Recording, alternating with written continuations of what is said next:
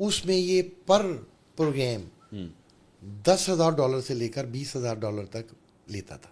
اس میں ایک اور تھا رجب بٹ. ان دونوں کے تو پورے میڈیا پہ چلے ہوئے. ساری مرد ہیں کہ خواتین بھی ہوں گے؟ ہیں جی. خواتین بھی ہیں جی. 13 14 15 پیکا ہوگی اس میں. 13 14 25 26 26 یہ ساری اس کی ہیں فائنینشیل فراڈ کی. السلام علیکم دوستو، میں ہوں آپ کا ہوسٹ ملک جنید. آج کی تازہ ترین اپڈیٹ یہ ہے کہ ڈکی کے کیس نے ایک نیا موڑ اختیار کر لیا ہے. اروپ جوتوئی جو ڈکی کی وائف ہے، اس کا نام بھی ہمیں اس کیس میں دیکھنے کو مل رہا ہے. اب تو یہ پراپر انویسٹیگیشن ہوگی، تب بھی پتہ چلے گا کہ اروپ جوتوئی واقعی میں اس میں شامل ہے یا نہیں. ابھی تک انفارمیشن کے مطابق اروپ جوتوئی نے اپنی پری اریسٹ بیل کروا لی ہے. سی سی اے جنہوں نے ڈکی کو اریسٹ کیا ہے، ان کے مطابق صرف ڈکی کے ہی خلاف انویسٹیگیشن نہیں کی جا رہی تھی، بلکہ پاکستان کے بہت سے مشہور یوٹیوبر اور ٹک ٹاکر بھی اس کیس میں شامل ہیں. چلیے آپ یہ انٹرویو دیکھیں، آپ کو خود آئیڈیا ہو جائے گا وہ ایسے کون سے بہت مشہور یوٹیوبر اور ٹک ٹاکر کے نام ہیں. ایک بات آپ کو اہم بتاؤں کہ جیسے ہی یہ این سی سی آئی اے ایک ایف آئی اے سے الگ ایجنسی بنی، تو ہمارے جو ڈائریکٹر جنرل ہیں ان کے آرڈر پہ ایک سائبر پیٹرولنگ تشکیل دی گئی، جو کہ پورے پاکستان میں آپ کے سائبر پیٹرولنگ ٹیم بنی گئی. یہ کیا کرتی ہے؟ یہ سائبر سرچ کرتی ہے. یہ ہر وقت 24/7 ان لڑکوں کا کام ہے کہ انہوں نے انٹرنیٹ پہ چیزوں کو سرفنگ کرنی ہے. جو بھی سائبر کرمینل ہیں ان کو پکڑنا ہے. وہ کیا کر رہا تھا؟ وہ مختلف پوڈ کاسٹ کر رہا تھا، اپنے پروگرامز کر رہا تھا، اور ان میں وہ پروگرامز میں ترغیب دے رہا تھا بچوں کو. گیملنگ ایپس کی بھی لسٹ میں نے شیئر کی ہوئی ہے. ان گیملنگ ایپس کو یوز کر کے دکھاتا تھا اس ویڈیو کے اندر، اور اس میں لوگوں کو کہتا تھا کہ آئیں یہ اس طرح سے کریں. اور اس کے فالوورز میں سے جب چیک کیا گیا تو زیادہ تر تعداد چھوٹے بچوں کی تھی.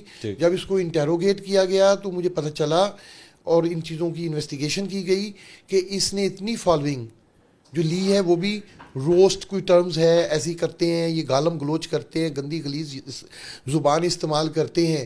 تو میں اور میرا ملک تو اس چیز کا متحمل نہیں ہے. اس میں یہ پر پروگرام $10,000 سے لے کر $20,000 تک لیتا تھا ایز پروموٹر. 13 14 15 پیکا ہوگی اس میں.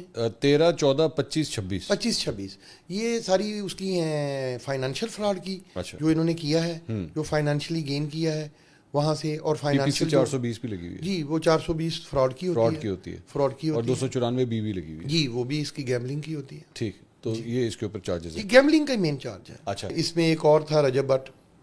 یہ تھے ان دونوں کے تو پورے میڈیا پہ چلے ہوئے. رجب بٹ کو کس لیے بھیجا گیا؟ ان کو نوٹس کس لیے بھیجا گیا؟ ان کے خلاف بھی انکوائریز تھیں کافی زیادہ. اسی نوعیت کی؟ ایک اس نوعیت کی ہے، بیٹنگ چیزوں کو پروموٹ کرنا. ایک اسی کے ساتھ کی ہے. اس کے اگینسٹ ایک اور انکوائری ہے اور جو بلاسفیمی کی ہے. یہ تو دو پاکستان کے میرے خیال میں سب سے بڑے یوٹیوبرز ہیں جن کے حوالے سے آپ نے، لیکن آپ نے اپنی گفتگو میں کہا کہ اور بھی افراد ہیں. ہیں جی بالکل. کتنے افراد ہیں؟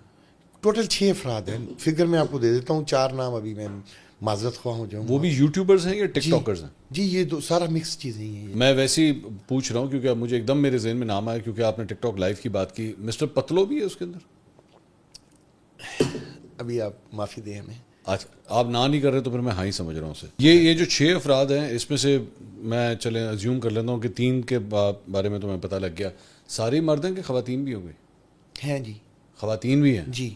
اب میں ان کے بارے میں بھی کسوٹی شروع کروں؟ نہیں، مجھے بلیک ٹی پینے دیں اور اپنی سحر انگیز گفتگو آپ جاری رکھیں. یہ کہ آپ کے پاس سابق کرکٹ کپتان وسیم اکرم کے خلاف بھی کوئی کمپلینٹ آئی ہے؟ یہ آج میڈیا والے مختلف لوگ جو چینلز والے آئے تھے انہوں نے بھی سوال کیا تھا.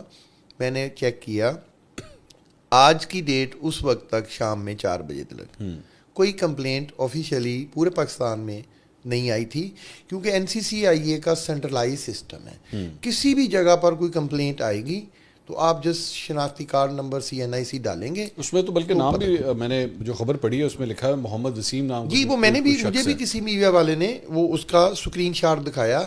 میں نے کہا اس کے اوپر کوئی FIA یا سائبر کرائم یا کسی ادارے کی کوئی اسٹیمپ دکھا دیں. وہ نہیں تھی.